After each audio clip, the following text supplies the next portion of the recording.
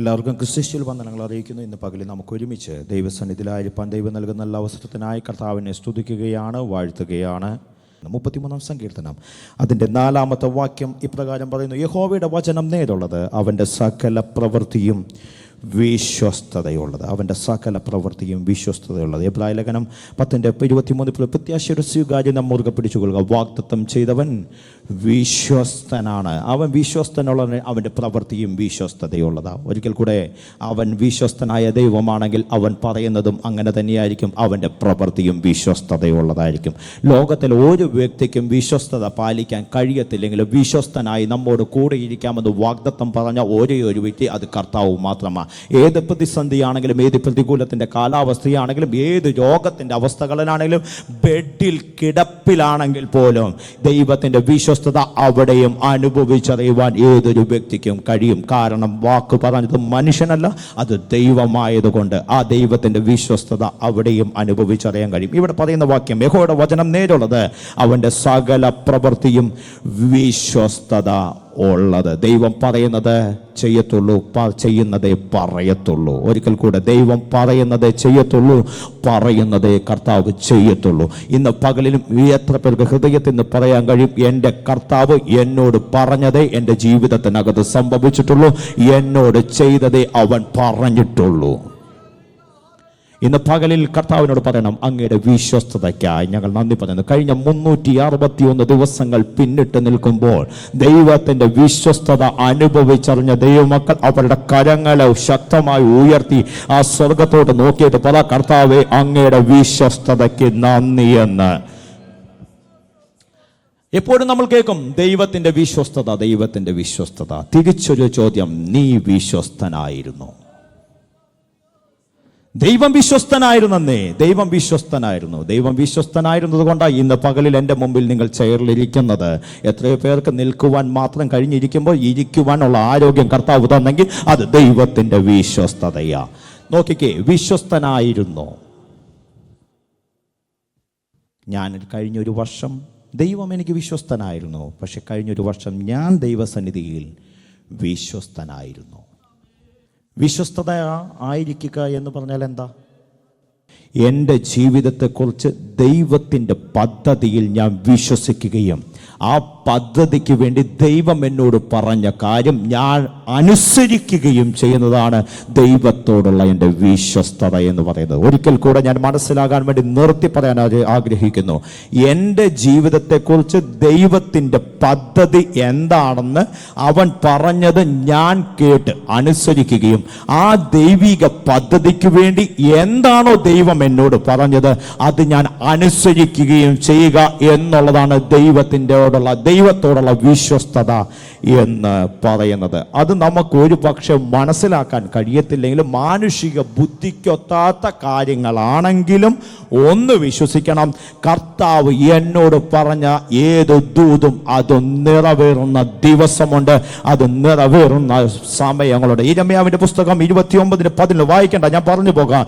നിങ്ങൾ പ്രത്യാശിക്കുന്ന ശുഭഭാവി വരുവാൻ തക്കവണ്ണം ഞാൻ നിങ്ങളെ കുറിച്ചുള്ള നിരൂപണങ്ങൾ ഇന്നവയെന്ന് ഞാൻ അറിയുന്നു. അവ തിന്മയ്ക്കല്ല നന്മയ്ക്കത്രയുള്ള നിരൂപണങ്ങൾ എന്ന് ഇവിടെ പറയുന്നു. നിങ്ങൾ പ്രത്യാശിക്കുന്ന ശുഭഭാവി, നിങ്ങൾ പ്രത്യാശിക്കുന്ന, എല്ലാവർക്കും ആഗ്രഹമാണ് നല്ലൊരു ഭാവി വേണമെന്ന്, എല്ലാവർക്കും ആഗ്രഹമാണ് മെച്ചപ്പെട്ട നിലവാരത്തിലുള്ള ഒരു ജീവിതശൈലി വേണമെന്ന്, എല്ലാവർക്കും ആഗ്രഹമാണ് അവരുടെ കുഞ്ഞുങ്ങളുടെ ഭാവി എല്ലാവരെക്കാളും ശ്രേഷ്ഠകരമായ നിലവാരത്തിൽ നിൽക്കണമെന്ന്, എല്ലാവർക്കും ആഗ്രഹമാണ് സമൂഹത്തിൽ നല്ലൊരു പ്രിസ്റ്റേജ് ഉണ്ടാകണമെന്ന്, എല്ലാവർക്കും ആഗ്രഹമാണ് സമൂഹത്തിൽ നല്ലൊരു സ്റ്റാറ്റസ് ഉണ്ടാകണമെന്ന്. അത് സമൂഹത്തിനകത്താണെങ്കിലും സഭയ്ക്കകത്താണെങ്കിലും അങ്ങനെ തന്നെയാണ് അച്ഛാ. പക്ഷേ ദൈവത്തിനോട് പറയുവാനുള്ളത്, നിങ്ങൾ പ്രത്യാശിക്കുന്ന ശുഭഭാവി വരണമോ? അതിനുവേണ്ടി കുറെയൊക്കെ ത്യാഗങ്ങൾ സഹിക്കേണ്ടി വന്നേക്കാം, കുറെയൊക്കെ പ്രശ്നങ്ങൾക്കകത്തൂടെ കടന്നു പോകേണ്ടി വന്നേക്കാം, കുറെയൊക്കെ താഴ്വരയ്ക്കകത്തുകൂടെ ഈശാന മൂലനകത്തൂടെ കടന്നു പോകേണ്ടി വന്നേക്കാം. പക്ഷെ അവിടെയൊക്കെ പറയണം, ഇതൊക്കെ തിന്മയ്ക്കല്ല നന്മയ്ക്കായി മാറ്റുന്ന ഒരു കർത്താവിന്റെ കാലം എനിക്കുണ്ട്. അതുകൊണ്ട് ഇന്ന് പകൽ വിശ്വസിച്ചുകൊണ്ട് പറയാം, ദൈവത്തിന്റെ വിശ്വസ്തതയുടെ ഒരു വർഷമാണെങ്കിൽ ഇന്ന് പകലിലോ ദൈവത്തിന്റെ വാഗ്ദത്തം നിറവേറുന്ന ദിവസമായി ഇത് മാറട്ടെ. പ്രത്യാശിക്കുന്ന ശുഭഭാവി വേണം. എല്ലാവർക്കും ഭാവി വേണം. എന്തിനു വേണ്ടിയാണ് UK വന്ന? നല്ലൊരു ഫാമിലി ലൈഫ് കെട്ടിപ്പടുക്കാൻ. അത് ഭാവിയുടെ ഭാഗമാണ്. എന്തിനാണ് കുവൈറ്റിൽ നിന്ന് ഇങ്ങോട്ട് വന്നയാച്ചാൽ കുഞ്ഞുങ്ങളുടെ നല്ലൊരു ഭാവിക്ക് വേണ്ടിയാ. ഇതൊക്കെ നമ്മൾ നിൽക്കുമ്പോൾ ഇതിൻ്റെ പിന്നിൽ നമ്മൾ എപ്പോഴും പറയുന്ന ഒരു പദവും കൂടെയുണ്ട്. ഈ വാക്യത്തോട് ചേർത്തൊന്ന് കണക്ട് ചെയ്ത് കൊണ്ടുപോകുന്നതേ ഉള്ളേ. ഇവിടെ വന്നപ്പോൾ തന്നെ കിട്ടുന്ന ശുഭഭാവി എങ്ങനെയാണെന്ന് നോക്കിയിട്ടും തലകുത്തി നിന്നിട്ട് പോലും മനസ്സിലാകുന്നില്ല. അല്ലേ മോൻ്റെ ബ്രദറെ? പക്ഷെ ഞാൻ ഒന്ന് ആത്മാവിൽ വിളിച്ചു പറയാം, നിങ്ങൾ പ്രത്യാശിക്കുന്ന ശുഭഭാവികളിൽ താഴ്ചയുണ്ടെങ്കിലും വീഴ്ചയുണ്ടെങ്കിലും ആ പ്രത്യാശിക്കുന്ന ശുഭഭാവിക്ക് വേണ്ടി നിങ്ങൾ അവിടെ പൊരുതി നിൽക്കുന്നുണ്ടെങ്കിൽ ദൈവത്തിന്റെ ആത്മാവിൽ നിങ്ങളോട് വിളിച്ചു പറയുക, ആത്മാവിൽ നിങ്ങൾ പൊരുതുവാൻ തയ്യാറാണെങ്കിൽ തിന്മയ്ക്കാക്കി മാറ്റുന്ന ഒരു കർത്താവിന്റെ കരമല്ല, നന്മയ്ക്കാക്കി മാറ്റുന്ന ഒരു കർത്താവിന്റെ കരം നിന്നോട് കൂടെ ഉണ്ടെങ്കിൽ അന്ത്യത്തോളം വിശ്വസ്തനായിരിക്കുക. ജീവന്റെ കിരീടം നീ പ്രാപിക്കുക തന്നെ ചെയ്യും. നമ്മുടെ ജീവിതത്തെക്കുറിച്ചുള്ള ദൈവിക പദ്ധതിയിൽ വിശ്വസിക്കുകയും ദൈവം പറഞ്ഞത് അതുപോലെ അനുസരിക്കുകയും ചെയ്യുന്നതാണ് ദൈവത്തോടുള്ള നമ്മുടെ വിശ്വസ്തത. ഇനി നമ്മുടെയൊക്കെ ഒരു പ്രശ്നമുണ്ട്. എന്തെങ്കിലും ഒരു പ്രശ്നം വരുമ്പോൾ, ഒരു പ്രതികൂല സാഹചര്യം വരുമ്പോൾ ദൈവമല്ലാതെ ഇനി മുൻപോട്ട് പോകാൻ വഴിയില്ലെന്ന് കണ്ടാൽ അന്ന് മുതൽ ഭയങ്കര വിശ്വസ്തതയാണ്. ഈ വർഷം തന്നെ എത്ര സാക്ഷ്യങ്ങൾ കേട്ടിട്ടുണ്ടാവുമെന്ന് അറിയുമോ? ദൈവത്തിൻ്റെ വിശ്വസ്തത എന്നോട്, എൻ്റെ കുടുംബത്തോട്, എൻ്റെ തലമുറകളോട്. തിരിച്ചു ചോദ്യം, ദൈവത്തോട് ഒരു ദിവസമെങ്കിലും വിശ്വസ്തനായിരുന്നോ എന്ന് മനസ്സാക്ഷിയിൽ ചോദിച്ചാൽ അവരവർ തന്നെ ദൈവത്തോട് പറ.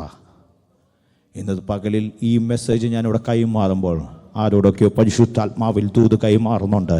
ഒരു മടങ്ങി വരവിലേക്ക്, പുതിയൊരു വർഷത്തിലേക്ക് കയറുമ്പോൾ ദൈവത്തിൻ്റെയോടുള്ള ആ ഭയത്തിലും ദൈവത്തോടുള്ള സ്നേഹത്തിലും വിശ്വസ്തതയോടെ വേണം പുതിയൊരു വർഷത്തിലോട്ട് കയറാൻ. എത്ര നാൾ വിശ്വസ്തനായിരിക്കണം?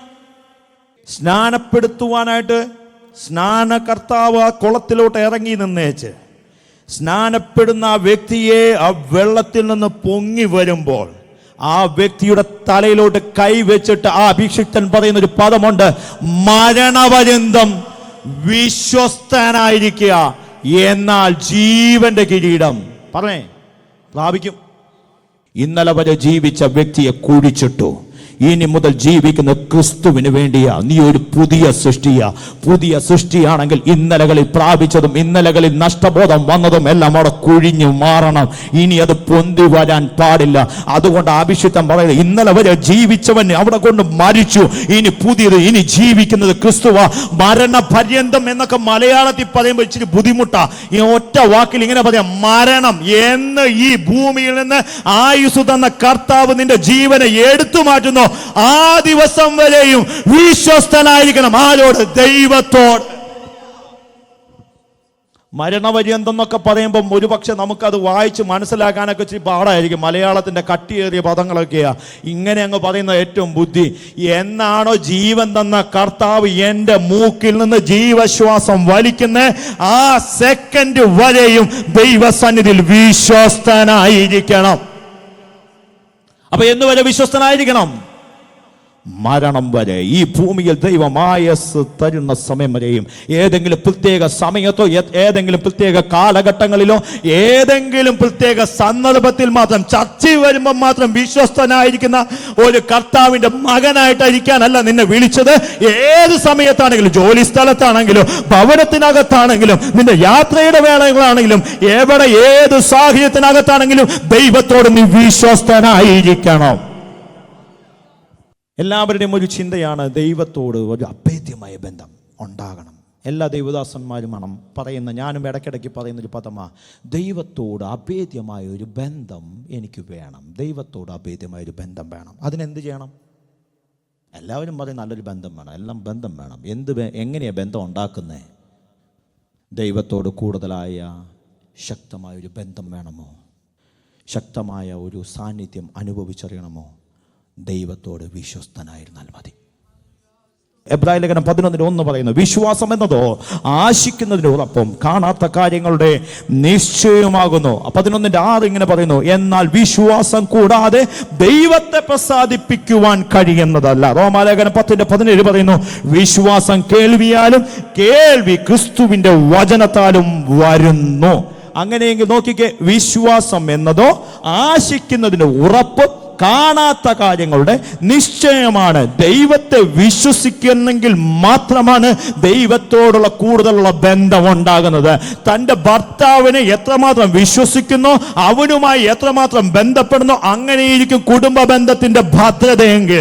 ദൈവത്തെ വിശ്വസിക്കുകയും ദൈവം പറയുന്നത് അനുസരിക്കുകയും ദൈവത്തോട് കൂടെ ചേർന്നിരിക്കുകയും ചെയ്യുമ്പോഴാണ് ദൈവത്തിന്റെ സാന്നിധ്യം വ്യക്തമായി അനുഭവിച്ചറിയാൻ കഴിയുന്നത്. ഒരിക്കൽ കൂടെ പറയുവാൻ ആഗ്രഹിക്കുന്നു, ദൈവത്തിന്റെ വചനം കേൾക്കുകയും ദൈവത്തിന്റെ വചനത്തിൽ വിശ്വസിക്കുകയും അവൻ പറയുന്നത് അനുസരിക്കുകയും ചെയ്യുമ്പോഴാണ് ദൈവത്തിൻ്റെമായുള്ള ബന്ധം നിനക്ക് കൃത്യമായിട്ട് മനസ്സിലാക്കാൻ കഴിയുന്നത്. ഒരു കുടുംബ ബന്ധത്തിന്റെ അകത്ത് ഭദ്രത എപ്രകാരമോ അതിനേക്കാൾ ശ്രേഷ്ഠകരമാ ദൈവത്തോടുള്ള ബന്ധം എന്ന് പറയുന്നത്. ഭർത്താവ് ദൈവത്തെ അനുസരിച്ചില്ലെങ്കിലോ അനുസരിക്കുന്നവളാകട്ടെ ഭാര്യ, ഭാര്യ ദൈവത്തെ അനുസരിച്ചില്ലെങ്കിലോ ഭർത്താവ് അനുസരിക്കുന്നവരായി മാറട്ടെ. ദൈവസഭയ്ക്കകത്ത് അങ്ങനെ ഒരു ആത്മസാന്നിധ്യം ഈ ദിവസങ്ങളിൽ വളർന്നു വരട്ടെ. അപ്പന്മാർ ദൈവത്തെ ആരാധിക്കുവാൻ ആമാന്തിച്ചാലും തലമുറകൾ ദൈവത്തെ സ്തുതിക്കുന്ന തലമുറകളായി മാറട്ടെ. ഇല്ല എങ്കിൽ സംഭവിക്കുന്നത് ഈ കല്ലുകൾ ആർത്തു വിളിക്കുന്ന ദിവസങ്ങൾ മുമ്പിൽ വരികയാ. അതിനു മുമ്പായിട്ട് നമ്മുടെ തലമുറകൾ ദൈവ സാന്നിധ്യം നിറഞ്ഞ് ആത്മാവിൽ ആരാധിക്കുന്ന തലമുറകൾ ഈ ദിവസങ്ങളിൽ സഭയ്ക്കകത്ത് എഴുന്നേൽക്കട്ടെ. നോക്കിക്കേ, അതിന്റെ 17-ാമത്തെ വാക്യത്തിൽ ഇപ്രകാരം പറയുന്നു, എബ്രായ ലേഖനം 11:7 ഇപ്രകാരം പറയുന്നു, നോഹ അന്നുവരെ കാണാത്ത ജലപ്രളയത്തിന് വേണ്ടി, അന്ന് വരെ കേട്ടുകേൾവി പോലുമില്ലാത്ത ജലപ്രളയത്തിൽ നശിക്കാതിരിക്കാൻ വേണ്ടി ഇതാ ഒരു പെട്ടകമുണ്ടാക്കുകയാണ്. നോഹയെ നിനക്ക് വട്ടല്ലേ എന്ന് നാട്ടുകാർ ചോദിച്ചു കാണുമായിരിക്കും. നോഹയുടെ കുടുംബം എനിക്ക് ചോദിക്കുമെന്ന് തോന്നുന്നില്ല. കാരണം അവർ ദൈവിക പദ്ധതിയിൽ നിൽക്കുന്ന കുടുംബമായിരുന്നു. നോക്കിക്കേ, നോഹ ദൈവശബ്ദം കേട്ടു. ഒരു കുടുംബം അന്ന് വരെ ദേശം കാണാത്ത ഒരു പ്രളയമുണ്ടെന്ന് പറഞ്ഞ് ദൈവശബ്ദം കേട്ടതാ നോഹ. ഒരായുസ് മുഴുവൻ എടുത്തൊരു പെട്ടകം പണിയുകയാണ്. സഭയോട് ദൈവാത്മാവിൽ ദൂത് കൈമാറുന്നു. ദൈവശബ്ദം കേട്ട് ഈ പട്ടണത്തിനകത്ത് നിൽക്കുമ്പോൾ വിദൂര ഭാവിയിൽ സംഭവിക്കാനിരിക്കുന്നതിനെ കണ്ടേച്ച്, ആത്മാവിൽ കണ്ടേച്ച് ഈ ദിവസങ്ങളിൽ പ്രാർത്ഥന മുറിക്കകത്ത് പെട്ടകം പണിതെടുക്കാൻ തയ്യാറാണെങ്കിൽ ഒരു പറ്റം ജനത്തെ രക്ഷിക്കുവാനുള്ള ഒരു ആത്മശക്തി നിന്റെ മൺകൂടാരങ്ങൾ പകർന്ന് ദേശത്ത് തലങ്ങും വിഴുങ്ങും ഓടിക്കുമെന്ന് പരിശുദ്ധാത്മാവിൽ ആരോടൊക്കെയോ ദൂത് കൈമാറുകയാണ്. പ്രാർത്ഥന മുറിക്കകത്ത് കയറി വരാനിരിക്കുന്ന ഭാവിയെ, വിദൂര ഭാവിയിൽ ജലപ്രളയത്വം ഉണ്ടെന്ന് മനസ്സിലാക്കിയിട്ട് പ്രാർത്ഥന മുറിക്കകത്ത് കയറി പ്രാർത്ഥിക്കാൻ തയ്യാറാകുന്ന ഭക്ത, നിന്നോടാ പരിശുദ്ധാത്മാവിൽ ദൂത് കൈമാറുന്നത്.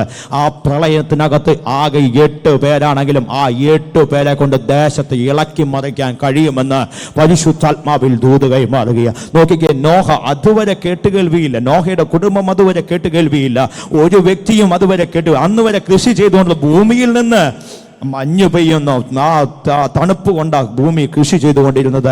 പക്ഷെ അന്ന് വരെ കേട്ടുകേൾവിയില്ലാത്തൊരു ദൂത് ദൈവം കൈമാറുകയ നോഹയോട്. എന്താ?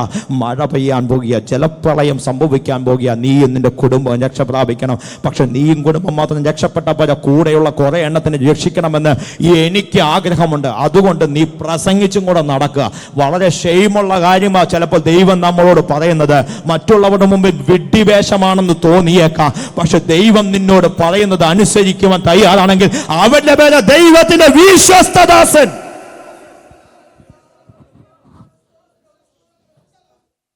നോക്കിക്കേ, ആരും രക്ഷപ്പെട്ടില്ല. പക്ഷേ ദൈവം പറഞ്ഞത് അനുസരിച്ച വിശ്വസ്തനായവന്റെ കുടുംബം രക്ഷിക്കപ്പെട്ടു. ഒരു ദൂതും കൂടെ കൈമാറുന്നു. ആരൊക്കെ നഷ്ടപ്പെട്ടാലും സ്വന്തം കുടുംബത്തിലുള്ള നഷ്ടപ്പെടാതെ ഈ ദിവസങ്ങളിൽ കുടുംബത്തിനകത്ത് പ്രാർത്ഥനയുടെ ശബ്ദം ഉയരട്ടെ പറഞ്ഞു വിടുകയാ. നോക്കിക്കേ, ഒരുവന്റെ ദൈവം ശബ്ദം കേൾപ്പിക്കുന്നു, നീ ഇവിടെ നിന്ന് പുറപ്പെടുക. കൽദയരുടെ ദേശമായ ഊരിൽ നിന്ന് പുറപ്പെട്ട ഒരു മനുഷ്യൻ എവിടേക്കെന്നറിയാതെ ദൈവം കാണിപ്പാനിരിക്കുന്ന ദേശത്തേക്ക് ഒരുവൻ യാത്ര തിരിക്കുക. ഇന്നാണെങ്കിൽ വേസ് ഉണ്ട്, ഗൂഗിൾ മാപ്പുണ്ട്, ഐ മാപ്പുണ്ട് എന്ന് വേണ്ട സകല സംവിധാനങ്ങളുണ്ട്. കിഴക്ക് നോക്കി വടക്ക് നോക്കിയൊക്കെ നടക്കാനുള്ള സൗകര്യങ്ങളൊക്കെ ഉണ്ട്. ഇതൊന്നുമില്ലാത്ത കാലഘട്ടം ദൈവം കാണിപ്പാനിരിക്കുന്ന ദേശത്തേക്ക് നോക്കി ഒരുത്തൻ യാത്ര തിരിക്കുകയാണ്. പക്ഷെ അവനെ എങ്ങോട്ട് എങ്ങോട്ടാണെന്നറിയില്ല, ഒന്നറിയാം, ദൈവം കാണിപ്പാനിരിക്കുന്ന വാഗ്ദത്ത കനാനുണ്ടെന്ന്. എവിടെയാ കനാനെന്ന് ചോദിച്ചാൽ അവൻ അറിയത്തില്ല. പക്ഷെ അവൻ ഒന്നറിയാം, ദൈവം എന്നോട് പറഞ്ഞ വാഗ്ദത്ത ഭൂമി അത് കനാന. അവിടെ ഞാൻ എത്തും, അവിടെ ഞാൻ എത്തിയിരിക്കും. കാരണം ദൈവം എന്നോട് പറഞ്ഞത് ആ വാഗ്ദത്ത ഭൂമിയെ ലക്ഷ്യമാക്കി യാത്ര തിരിക്കുവാനാ. അങ്ങനെയെങ്കിൽ ഇന്ന് പകലിൽ ദൈവം പറയുന്നത് കേട്ട് ദൈവത്തിന്റെ ശബ്ദത്തിനനുസരിച്ച് യാത്ര തിരിക്കുവാൻ തയ്യാറാണെങ്കിൽ ദൈവത്തിന്റെ വാഗ്ദത്തം നിന്റെ തലമേൽ കയറിയിരിക്കും. കാരണം ദൈവം വിശ്വസ്തനായ ദൈവമാണ്. ദൈവം വിശ്വസ്തനായ ദൈവമാണ്.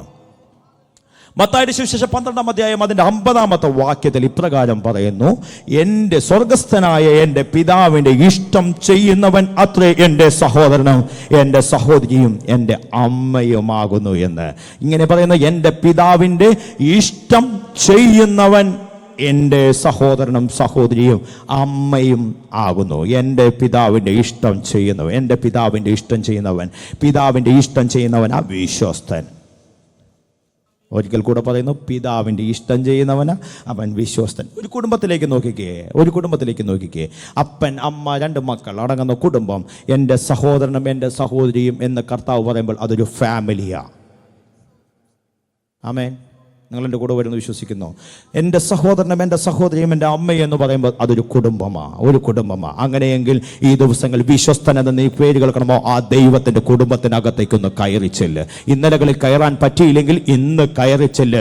ആ കുടുംബത്തിനൊക്കെ സ്വർഗസ്ഥനായ എൻ്റെ പിതാവിൻ്റെ ഇഷ്ടം ചെയ്യുന്ന ആ കുടുംബത്തിനകത്തേക്ക് ആ പേർ വിളിക്ക് യോഗ്യനായി തീരുവാൻ, ദൈവത്തിൻ്റെ വിശ്വസ്തൻ എന്നുള്ള പേരെന്ന് വിളിക്ക് യോഗ്യനായി തീരുവാൻ ആ കുടുംബത്തിനകത്തോട്ടൊന്ന് കയറുക. ആ കുടുംബത്തിനകത്ത് വെളി നിൽക്കുവാനല്ല, കുടുംബത്തിനകത്തോട്ടൊന്ന് കയറണം. നോക്കിക്കേ, ഒരുത്തൻ അപ്പന്റെ എല്ലാ സമ്പാദ്യങ്ങളും പിടിച്ചു വാങ്ങി ഒരുത്തൻ യാത്ര പുറപ്പെടുന്നു. തൻ്റെ ഇഷ്ടം പോലെ അവൻ പോകുകയാ. എങ്ങോട്ടോ ഏതോ എന്നൊന്നും നോക്കുന്നില്ല. അവൻ്റെ ഇഷ്ടം പോലെ, ഏകദേശമൊക്കെ നമ്മുടെ ലൈഫ് പോലെ എങ്ങോട്ടൊക്കെയോ പോയിക്കൊണ്ടിരിക്കുക, പട്ടം പറക്കുന്നത് പോലെ. ഇന്ന് പകൽ അങ്ങനെയൊക്കെ പോയാലും ഒരിക്കൽ ഓർക്കുന്നൊരു ദിവസമുണ്ട്, എൻ്റെ ദൈവത്തിൻ്റെ സന്നിധിയുണ്ട്, എൻ്റെ അപ്പൻ്റെ ഭവനമുണ്ട്. അവിടെ എനിക്ക് ഒരു നല്ല ഭവനമുണ്ട് ായിരുന്നു.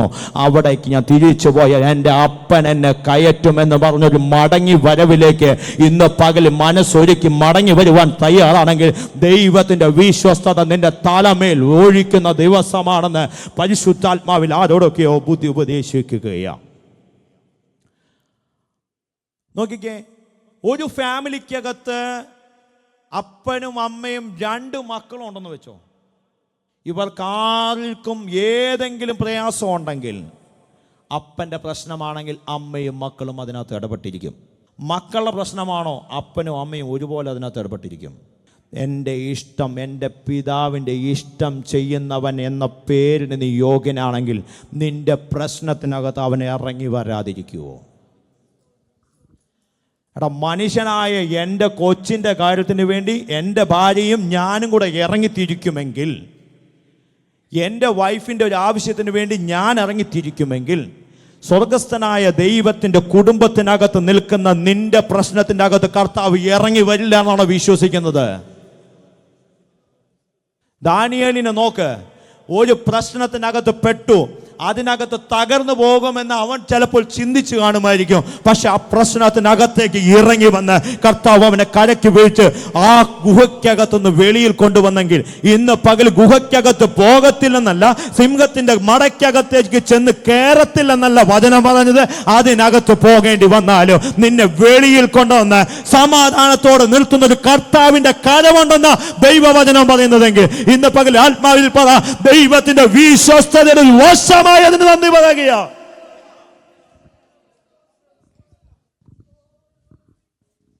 ഞാൻ വിശ്വസ്തനാണോ ദൈവസന്നിധിയിൽ എന്ന് എനിക്ക് എങ്ങനെ ടെസ്റ്റ് ചെയ്യാം? 1, ദൈവം എന്നോട് പറഞ്ഞത് ഞാൻ അനുസരിക്കുന്നുണ്ടോ? അതറിയണമെങ്കിൽ ഈ പുസ്തകം വായിക്കണം.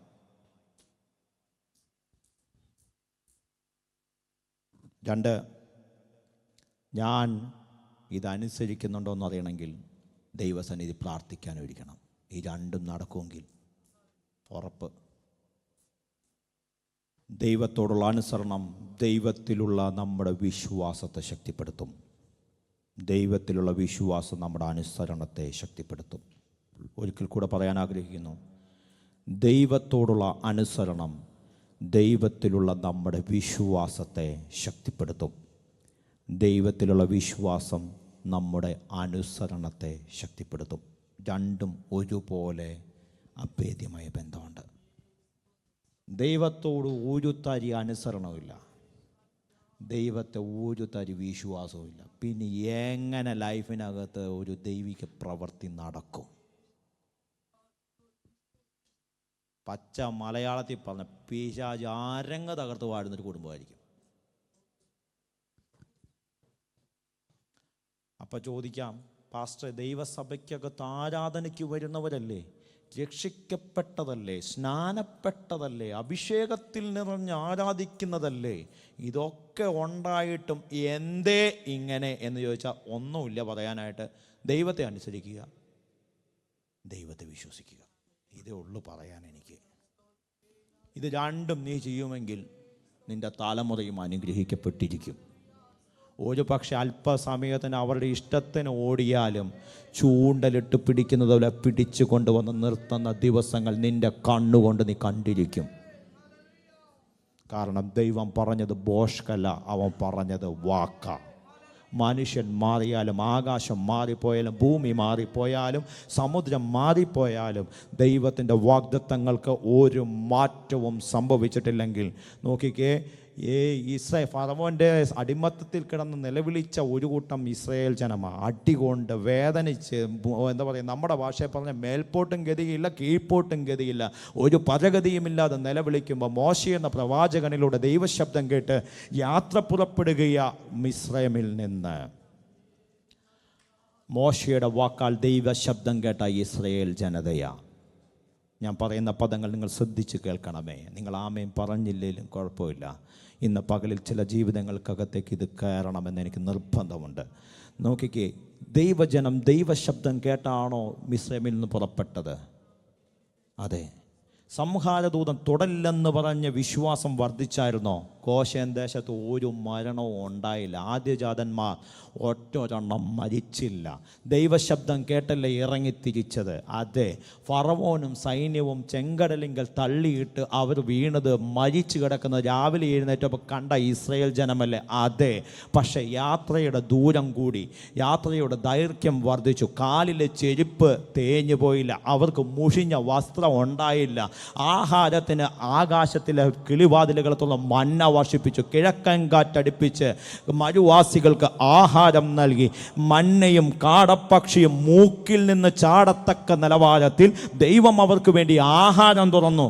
എന്നിട്ടും എൻ്റെ അച്ഛ വാഗ്ദത്ത കനാനിലേക്ക് രണ്ടേ പേർ കയറിയത്. ദൈവം വിശ്വസ്തനല്ലാതായിരുന്നോണ്ടാണോ? നമ്മളൊക്കെ പറയുന്ന ഒരു പദമുണ്ട്, വിളിച്ച ദൈവം വിശ്വസ്തനാണെങ്കിൽ മരണം വരെ നടത്താൻ അവൻ വിശ്വസ്തനാ. ഓക്കെ അച്ഛാ, ശരിയാ. ദൈവശബ്ദം കേട്ട് ഇറങ്ങിത്തിരിച്ച മിസ്രൈമിൽ നിന്ന് പുറപ്പെട്ട 40 ലക്ഷത്തിൽ പരം വരുന്ന ഇസ്രായേൽ ജനം ഒന്നും കേറിയില്ല. രണ്ടെണ്ണം വാഗ്ദത്ത കനാനിൽ കേറിയോളൊന്ന്. എന്തേ?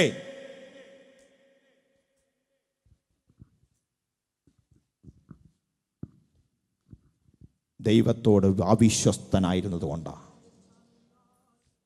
ഒറ്റ ഉത്തരവുള്ളൂ, ദൈവത്തോടും ദൈവസഭയോടും വിശ്വസ്തരല്ലായിരുന്നു. ഒരു പറ്റത്തെ ഭൂമി പിളർന്ന് കീഴ്പോട്ട് പോകുന്നു. ഇന്ന് വരെ ചരിത്രത്തിൽ സംഭവിക്കാത്തത് അവിടെ തുടങ്ങുകയാണ്. ഇന്ന് വരെ കേട്ടുകേൾവില്ലാത്ത അസാധാരണമായ ഒന്ന് അവിടെ മിസ്രൈമിൽ നിന്ന് പുറപ്പെട്ടപ്പോൾ ജയത്തിൻ ഘോഷം, ഉല്ലാസത്തിൻ ഘോഷം, ഭക്തരിൻ കൂടാരത്തിൽ എന്നും പുതുഗീതം എന്ന് തുള്ളി നിറഞ്ഞ് പാടിയ ദൈവജനം ഇതാ ഭൂമി പിളർന്ന് കീഴ്പോട്ട് പോകുന്നു. എന്തേ? ദൈവം വിശ്വസ്തനല്ലാതിരുന്നിട്ടാണോ? അല്ലെന്നേ, ദൈവം വിശ്വസ്തനായിരുന്നു. ഞാൻ വിശ്വസ്തനല്ലാതിരുന്നത് കൊണ്ടാണ്. വിളിച്ച ദൈവം, നമ്മളെപ്പോഴും പാടും, വിളിച്ച ദൈവം വിശ്വസ്തനല്ലോ. ബാക്കി പറഞ്ഞേ, വഴിയിൽ.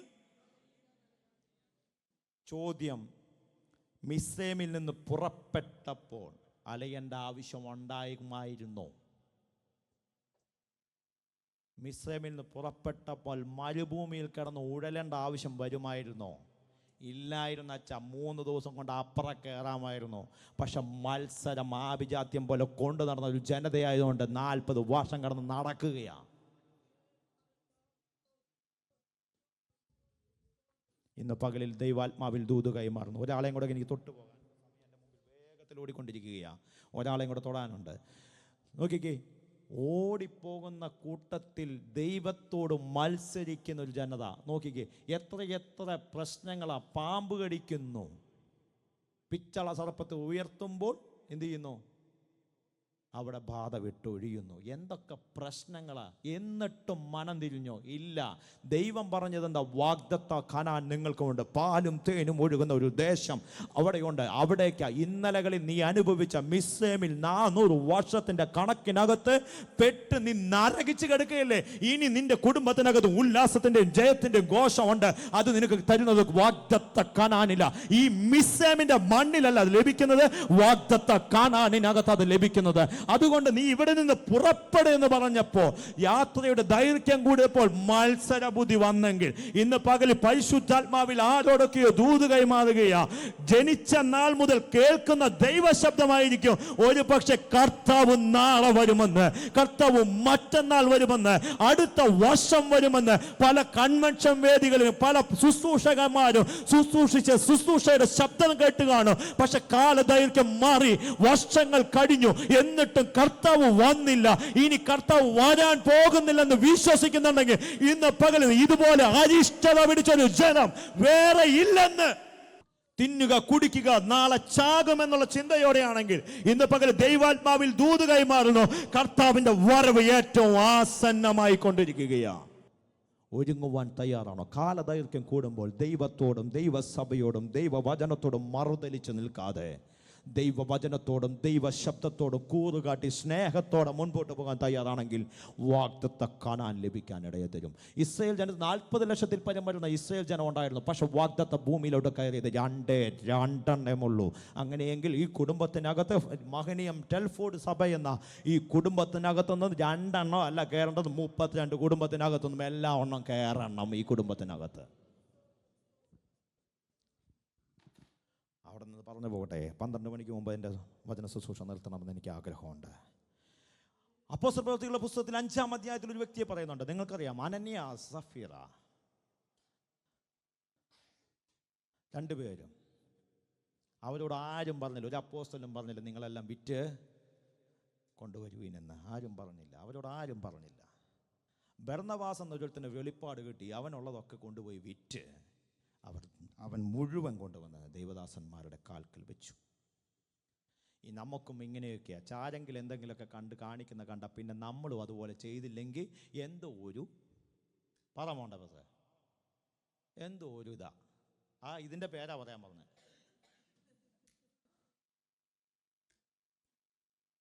ആരെങ്കിലും എന്തെങ്കിലും കാണിക്കുന്ന കണ്ട പിന്നെ അത് ചെയ്തില്ലെങ്കിൽ നമ്മൾ ഏതാണ്ട് കൊഴിഞ്ഞു പോകുന്ന, ഏതാണ്ട് നമ്മുടെ ശരീരത്തിൽ നിന്ന് അങ്ങോട്ട് എന്തോ കൊഴിഞ്ഞു പോകുന്നു പറയുന്നതല്ല. നിനക്ക് കിട്ടിയ വെളിപ്പാടിനനുസരിച്ച് നീ പ്രവർത്തിക്കുക ദൈവത്തിന് വേണ്ടി. എനിക്ക് കിട്ടിയ വെളിപ്പാടിനനുസരിച്ച് ഞാൻ പ്രവർത്തിക്കാം. ജേസൻ ബ്രദറിന് കിട്ടിയ വെളിപ്പാടല്ല എനിക്ക് കിട്ടിയത്, ജോബി ബ്രദറിന് കിട്ടിയത് വ്യത്യസ്തതയാണ്. നിങ്ങൾ അപ്പോസ്തലന്മാർ നോക്കിക്കോ, എല്ലാവരും ഒരേപോലെയല്ല ശുശ്രൂഷിച്ചത്. എല്ലാവരുടെ ശുശ്രൂഷയ്ക്കൊക്കെ വ്യത്യസ്തത ഉണ്ടായിരുന്നു. ബൈബിൾ പറയുന്നു, ഒരുത്തിന് കൃപാവരമുണ്ട്, ഒരുത്തിന് വെളിപ്പാട് വരമുണ്ട്, ഒരുവാന് ആത്മീക വിവേചനത്തിൻ്റെ വരമുണ്ട്. അങ്ങനെയെങ്കിൽ എല്ലാത്തിനും വ്യത്യസ്തതയുണ്ട്. എല്ലാവരും സൃഷ്ടിച്ചത് ഒരുപോലെ ഒരു മെഷീനകത്ത് വർക്ക് ചെയ്യാനല്ല, വ്യത്യസ്ത മെഷീനകത്ത് വർക്ക് ചെയ്യപ്പെടാനാണെങ്കിൽ. എല്ലാവരും കൂടെ നേഴ്സിംഗ് പഠിച്ച് ഒറ്റ ഹോസ്പിറ്റലുണ്ടായിരുന്നു. എന്താ ചെയ്താന്ന് വെച്ചാൽ വ്യത്യസ്ത ബുദ്ധിയും വ്യത്യസ്ത ആശയങ്ങളും തന്ന് മനുഷ്യനെ ഈ ഭൂമിയിലോട്ട് കർത്താവ് അയച്ചെങ്കിൽ അതിനുവേണ്ടിയുള്ള എല്ലാ സന്നാഹങ്ങളും ഒരുക്കിയിട്ട കർത്താവ് നമ്മെ ഭൂമിയിലോട്ട്. ബർന്നബാസ് എന്നൊരുവൻ അവന് കിട്ടിയ പണം മുഴുവൻ കൊണ്ടുവന്ന് അപ്പോസ്തലന്മാരുടെ കാൽക്കൽ വെച്ചു. ബർന്നബാസ് നിഷ്കളങ്ക ഹൃദയത്തിനകത്ത അവന് കിട്ടിയ വെളിപ്പാടിൽ കൊണ്ടുവന്ന് ദൈവദാസന്മാരുടെ മുമ്പിൽ പണം കാഴ്ചവെച്ചത്. ഒന്നും കൂടെ പറഞ്ഞാൽ, അവന് കിട്ടിയ ദർശനപ്രകാരമാ അവൻ കൊണ്ടുവന്ന് മുഴുവനും, അവനുള്ളത് മുഴുവനും കൊണ്ടുവന്ന് ദൈവരാജ്യത്തിൻ്റെ മഹത്വത്തിന് വേണ്ടി കൊടുത്തത്. പക്ഷേ ഇവിടെ ഒരുത്തൻ ചെയ്യുന്നത്, ഒരു സംശയം എടുത്തിട്ട്, ഒരു അംശം എടുത്തിട്ട് എന്ത് ചെയ്യുന്നു? കൊണ്ട് കൊടുക്കുന്നു. എന്നിട്ട് ഞാൻ അവനെപ്പോലെ മുഴുവൻ ഇത് വിവേചിച്ചറിയുന്ന കർത്താവിൻ്റെ അഭിഷേകൻ ഇത്രയ്ക്ക് ഉള്ളോ എന്നൊരു ഒറ്റ ചോദ്യം, അതോടെ അവൻ്റെ ആപ്പ് ഇളകി കാണും. അങ്ങനെയുള്ള അഭിഷിക്തന്മാരെ കർത്താവ് എഴുന്നേൽപ്പിക്കട്ടെ. ദൈവം നോക്കുന്നത് എൻ്റെ ഹൃദയത്തെയാണ്. ഞാനൊരു കാര്യം ചർച്ചിനകത്താണെങ്കിലും ദൈവരാജ്യത്തിൻ്റെ മഹത്വത്തിന് വേണ്ടി ചെയ്യുന്നത് ഏതുമായിക്കോട്ടെ, ഒരു കസേര ഇടുന്നതാണെങ്കിലും ഒരു കേബിൾ ഇവിടെ നിന്ന് ഇടുന്നതാണെങ്കിലും അത് ദൈവത്തിൻ്റെ മഹത്വത്തിനായി ചെയ്താൽ അതിൻ്റെ പ്രതിഫലം നിനക്ക് ലഭിക്കാതെ പോകത്തേയില്ല. പക്ഷെ അനന്യാസ് ചെയ്തതുപോലെയാണ്, പൊന്നു കുഞ്ഞ് നിന്റെ ചന്തിയിലെ തോലി പൊളിയും. അനന്യാസിൻ്റെ സ്ഥലമല്ലായിരുന്നോ? സഫീറയുടെ സ്ഥലമല്ലായിരുന്നോ? പറ, ആയിരുന്നോ? ആയിരുന്നു. വിറ്റ ശേഷം അവരുടെ പണമല്ലായിരുന്നോ? ആയിരുന്നു. പക്ഷെ എന്തുകൊണ്ട് ദൈവം അവനെ സംഹരിച്ചു? ഒറ്റ ചോദ്യമുള്ളൂ. അവരുടെ മനസാക്ഷിയിൽ പറഞ്ഞാൽ ദൈവത്തിന് അവരുടെ മനസാക്ഷി ഇഷ്ടമല്ലായിരുന്നു. കൊടുക്കുന്നത് നിറഞ്ഞ മനസ്സോടെ ആയിരിക്കണം. കൊടുത്തില്ലെങ്കിലും കർത്താവിനൊരു കുഴപ്പമില്ല. അച്ഛാ, അനന്യാസിൻ്റെ അല്ലായിരുന്നോ ഈ സ്ഥലം? ആയിരുന്നു. ഒരു പക്ഷെ പിതൃസ്വത്തായിട്ട് കിട്ടിയതായിരിക്കാം, അല്ലെങ്കിൽ വാങ്ങിയതായിരിക്കാം. എനിവേർ ആയിക്കോട്ടെ. ഇവൻ വിറ്റ ശേഷവും ഈ പണം ആരുടെയായിരുന്നു? അവിടെ അങ്ങനെ തന്നെ പറയുന്നുണ്ട്. വിറ്റ ശേഷം ആരുടെയായിരുന്നു? അവരുടെ തന്നെയായിരുന്നു. പക്ഷെ ദൈവത്തിൻ്റെ സന്നിധിയിലും ആ പരിശുദ്ധാത്മാവിൻ്റെ സാന്നിധ്യത്തിൽ നിന്ന് ശുശ്രൂഷിക്കുന്ന അഭിഷിക്തൻ്റെ മുമ്പിലും അവർ വ്യാജം കാണിച്ചപ്പോഴാണ് ദൈവം അവരെ സംഹരിച്ചത്. ഒരു വ്യാജഭാവവും ദൈവസഭയ്ക്കകത്തുണ്ടാകരുത്. ഒരിക്കൽ കൂടെ പറയുന്നു, ഒരു വ്യാജഭാവവും ദൈവസഭയ്ക്കകത്ത് വരരുത്. നിങ്ങൾക്ക് ലഭിച്ച കൃപയ്ക്കനുസരിച്ച് ചെയ്താൽ മതിയെന്നേ. നിങ്ങളുടെ ലഭിച്ച കൃപയ്ക്കനുസരിച്ച് ചെയ്താൽ മതി. ഒരു പക്ഷേ ഇവിടെ കസേര കിടക്കുന്നത് ഇങ്ങോട്ടാണെങ്കിൽ അതൊന്ന് തിരിച്ചിടാനുള്ള കൃപയെ ലഭിച്ചുള്ളെങ്കിൽ അത് ചെയ്തേച്ചാൽ മതി. മറ്റാരെയും കാണിക്കാൻ വേണ്ടി ചെയ്യണ്ടെന്ന്. ദൈവം നോക്കുന്നത് എൻ്റെ ഹൃദയത്തെയാണ്. ഇതിൻ്റെ പിന്നിലുള്ള ചേതോവികാരത്തെയാണ് കർത്താവ് നോക്കുന്നത്. അവിടെ എന്നെ ഇഷ്ടപ്പെട്ട ഒരു പദം പറയണമെന്ന് എനിക്ക് വളരെ ആഗ്രഹമുണ്ട്. കുറേ എടുത്തു വെച്ച് ഒരംശം കൊണ്ടുവന്ന് അപ്പോസ്തലന്മാരുടെ കാൽക്കൽ കുറേ എടുത്തു വെച്ചിട്ട് ഒരംശം, നമ്മുടെ ഭാഷയിൽ പറഞ്ഞ 10-ൽ 1 അവരതെങ്കിലും കൊടുക്കാൻ മനസ്സ് കാണിച്ചു. നമ്മൾ അതുപോലും കൊടുക്കാതെ ബാക്കിയൊക്കെ നിങ്ങൾ ഊഹിച്ചാൽ മതി. നോക്കിക്കേ, അനന്യാസും സഫീറയും. അനന്യാസിനോട് ചോദിക്കുന്നു, പരിശുദ്ധാത്മാവിനോട് വ്യാജം കാണിക്കുവാനും നിലത്തിൻ്റെ വിലയിൽ കുറെ എടുത്തു വയ്ക്കുവാനും സാത്താൻ നിന്റെ ഹൃദയത്തെ കൈവശമാക്കിയത്. എന്നെ ചിന്തിപ്പിച്ചത് അവിടെയാണ്. സാത്താൻ നിന്റെ ഹൃദയത്തെ കൈവശമാക്കിയത് എന്ത്? ചോദ്യം. അപ്പോസ്തലന്മാരുടെ കൂടെ ആരാധിച്ചുകൊണ്ടിരുന്നവരായിരിക്കത്തില്ലേ ഇവര്? സഭായോഗത്തിന് എല്ലാ സൺഡേയിലും വരുന്ന അനന്യാസും സഫീറയും അല്ലായിരുന്നോ? നൈറ്റ് പ്രയറിന് ഉണ്ടായിരുന്ന അനന്യാസും സഫീറയും അല്ലായിരുന്നോ ഇത്? കത്രുമേശ എടുക്കുന്ന അനന്യാസും സഫീറയും അല്ലായിരുന്നോ ഇത്? എന്നിട്ട് എന്തുകൊണ്ട് അപ്പോസ്തലൻ പറഞ്ഞു പിശാച് നിന്റെ ഹൃദയത്തെ വശീകരിച്ചു എന്ന്? അപ്പോൾ എവിടെയൊക്കെയോ പാളിപ്പോകാൻ സാധ്യതകളുണ്ടല്ലേ? എവിടെയെങ്കിലൊക്കെ വീഴ്ചകൾ സംഭവിക്കാൻ സാധ്യതയുണ്ടല്ലേ? പക്ഷെ മനം തിരിഞ്ഞു വരുവാൻ കർത്താവ് അവസരം നൽകുമ്പോൾ, മനം തിരിഞ്ഞു വരാൻ തയ്യാറാണെങ്കിൽ ഒരുത്തൻ മാത്രമല്ല, ഒരു കുടുംബം മുഴുവൻ ദൈവത്തെ കാണും. നോക്കിക്കേ, അനന്യാസ് മരിച്ചു വീണു. അവനെ കൊണ്ടുവന്ന് കുഴിച്ചിടുന്നു. ഇതൊന്നറിയാതെ അമ്മാമ്മ ജയത്തിൻ ഘോഷം, ഉല്ലാസത്തിൻ്റെ ഘോഷമൊന്നും ഒക്കെ പാടി തൈലമൊക്കെ പൂശി അമ്മാമ്മ വരുന്നു. പത്രോസ് അവളോട്, ഇത്രയ്ക്കോ നിലം വിറ്റത്? അങ്ങനെയാണല്ലോ, അച്ചാച്ചനോട് ചോദിക്കുന്നതായിരിക്കില്ല അമ്മാമ്മ പറയുന്നത്, അമ്മാമ്മയോട് ചോദിച്ചതായിരിക്കില്ല അച്ചാച്ചൻ പറയുന്നത്. രണ്ടുപേർക്കും ഒരു ഐഡിയയുമില്ല. ഇത് നോക്കിക്കേ, അമ്മാമ്മയോട് ചോദിച്ചു, ഇത്രയ്ക്കോ നിലം വേണം. അതിൻ്റെ ആൻസർ പത്രോസ് പറയുന്നത്, കർത്താവിൻ്റെ ആത്മാവിനെ പരീക്ഷിക്കുവാൻ നിങ്ങൾ തമ്മിൽ ഓത്തത് വേറെ എല്ലാ കേസുകെട്ടിനകത്തും പാലയ്ക്ക വിരിഞ്ഞതുപോലെയാണെങ്കിലും ഈ ഒരു കേസിനകത്ത് നമ്മൾ ഒക്കും. അത് ഭയങ്കര ഒരു ഐക്യതയാണ്. ഏതെങ്കിലും ഒരു കുത്തിത്തിരിപ്പ് ഉണ്ടാക്കണോ അന്ന് നമ്മൾ ഒക്കും. പക്ഷെ ഇന്ന് ആത്മാവിൽ ഒരുമിക്കാന്ന് പറഞ്ഞു കഴിഞ്ഞാൽ ഇന്ന് സമയം ഉണ്ടാകത്തില്ല. ആർക്കെങ്കിലും വേണ്ടി ഒരു കുത്തിത്തിരിപ്പ് ഉണ്ടാക്കേണ്ട കേസാണോ അന്ന് എവിടെന്നെങ്കിലൊക്കെ ഫോം വിളിച്ച് എവിടെന്നെങ്കിലൊക്കെ ആരെങ്കിലൊക്കെ വിളിച്ച് അതിനുള്ള പരിപാടി ഒപ്പിച്ചിരിക്കും. പക്ഷേ ഇന്നൊരു നൈറ്റ് പ്രെയർ ഉണ്ടെന്ന് പറഞ്ഞാൽ, അല്ലെങ്കിൽ കോട്ടേജ് മീറ്റിംഗ് ഉണ്ടെന്ന് പറഞ്ഞാൽ, അല്ലെങ്കിൽ ലേഡീസ് മീറ്റിംഗ് ഉണ്ടെന്ന് പറഞ്ഞു കഴിഞ്ഞാൽ അന്ന് ഈ വിരലേലെണ്ണ 1 2 3 4 5 എന്നാ വെറുതെ ഇരിക്കുമായിരുന്നു. എന്നാലും ഈ പരിപാടിക്ക് ഇറങ്ങത്തില്ല. കർത്താവിൻ്റെ ആത്മാവിനെ പരീക്ഷിക്കരുത് കേട്ടോ. വ്യാജം കാണിക്കുന്നവനല്ല കർത്താവ്. വ്യാജം കാണിക്കാൻ അവൻ മനുഷ്യനല്ല, ദൈവ. അവൻ ഇടപെടുന്ന സംവത്സരങ്ങളും ദിവസങ്ങളും ഉണ്ടെങ്കിൽ ഇന്ന് പകലിൽ മടങ്ങി വരവിലേക്ക് ദൈവത്തോടും ദൈവസഭയോടും വ്യാജം കാണിക്കാത്ത, ദൈവത്തോടും ദൈവസഭയോടും നിർവ്യാജ സ്നേഹത്തോടെ നിൽക്കുന്ന ഒരു ജനത്തെ കൊണ്ടുപോകാൻ ആ കർത്താവ് വാനമേഘത്തിൽ എഴുന്നള്ളുന്നത്. നിർമ്മല കന്യകയായി ഏൽപ്പിപ്പാൻ വിവാഹം നിശ്ചയം ചെയ്തിട്ടുണ്ടെങ്കിൽ ദൈവവചനത്തെ അനുസരിക്കുകയും ദൈവത്തെ വിശ്വസിക്കുകയും ചെയ്യുന്ന നിന്നെ കൊണ്ടുപോകാൻ ആ കർത്താവ് മേഘത്തിൽ പ്രത്യക്ഷനാകുന്നതെന്ന്. ഞായറാഴ്ച വരുമ്പോൾ ദൈവത്തോടുള്ള വിശ്വാസമല്ല, ഞായറാഴ്ച സഭായോഗത്തിന് വരുമ്പോൾ ദൈവത്തോടുള്ള അനുസരണയല്ല വേണ്ടത്. ഏത് കാലഘട്ടത്തിനകത്താണെങ്കിലും, ഏത് പ്രതിസന്ധിയുടെ വേളകളാണെങ്കിലും ദൈവത്തെ മാത്രം നോക്കിക്കൊണ്ട് യാത്ര ചെയ്യുവാൻ തയ്യാറാണെങ്കിൽ അവന്റെ പേര വിശ്വാസി എന്നുള്ളത്. ദൈവത്തോടുള്ള അനുസരണം നമ്മുടെ വിശ്വാസത്തെ ശക്തിപ്പെടുത്തും. ദൈവത്തിലുള്ള വിശ്വാസം നമ്മുടെ അനുസരണത്തെ ശക്തിപ്പെടുത്തും. കർത്താവ്, എവിടെയെങ്കിലുമൊക്കെ ഞങ്ങൾ അവിശ്വസ്തരായി മാറിയിട്ടുണ്ടെങ്കിൽ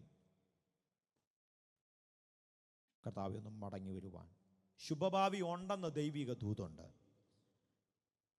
കർത്താവ് നിരൂപിക്കുന്ന നിരൂപണങ്ങളൊക്കെ തിന്മയ്ക്കെല്ലാം നന്മയ്ക്കാം.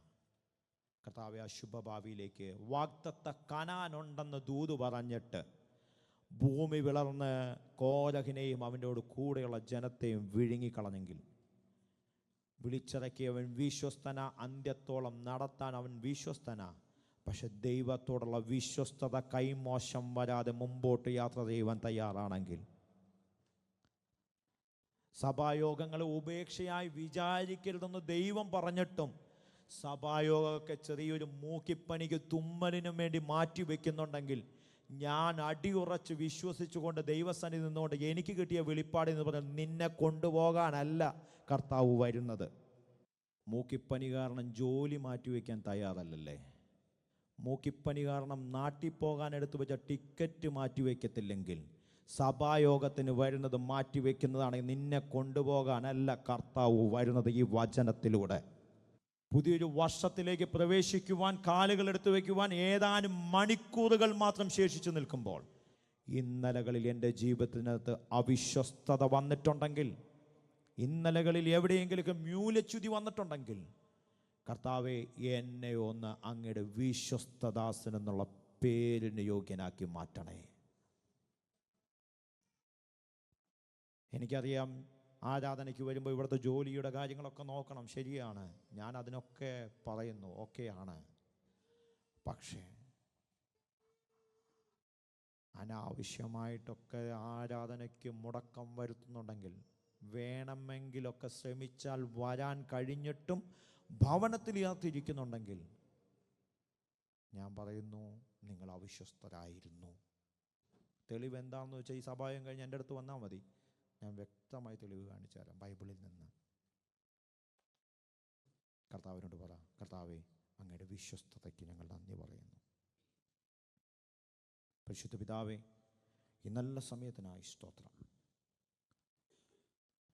കർത്താവേ, കഴിഞ്ഞ 2024 പ്രാരംഭ ദിവസം മുതൽ ഇന്ന് ഈ നിമിഷം വരെയും അങ്ങ് ഞങ്ങളോട് വിശ്വസ്തനായിരുന്നു.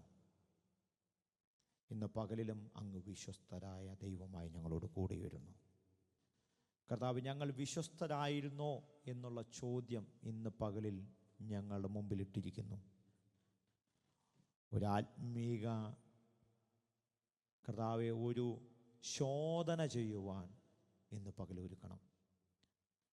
അങ്ങയുടെ വരവ് താമസമെങ്കിൽ 2025 ഞങ്ങൾ പ്രവേശിക്കുമ്പോൾ മരണപര്യന്തം വിശ്വസ്തനായിരുന്ന ദാസനെ എന്നുള്ള പേരിന് യോഗ്യനായി തീരുവാൻ, നല്ലവനും വിശ്വസ്തനുമായ ദാസനെ എന്നുള്ള പേർ വിളി കേൾക്കുവാൻ, അതിനേക്കാൾ ഉപരിയായി നിത്യതയ്ക്ക് വേണ്ടി നാളെ കർത്താവ് വന്നാൽ പോകുമെന്നുള്ള ഉറപ്പോടെ ജീവിപ്പാൻ കർത്താവ് എന്നെ ഒരുക്കിയാട്ടെ, അനുഗ്രഹിച്ചാട്ടെ. മഹത്വം അങ്ങേക്ക് യേശുവിൻ നാമത്തിൽ തന്നെ.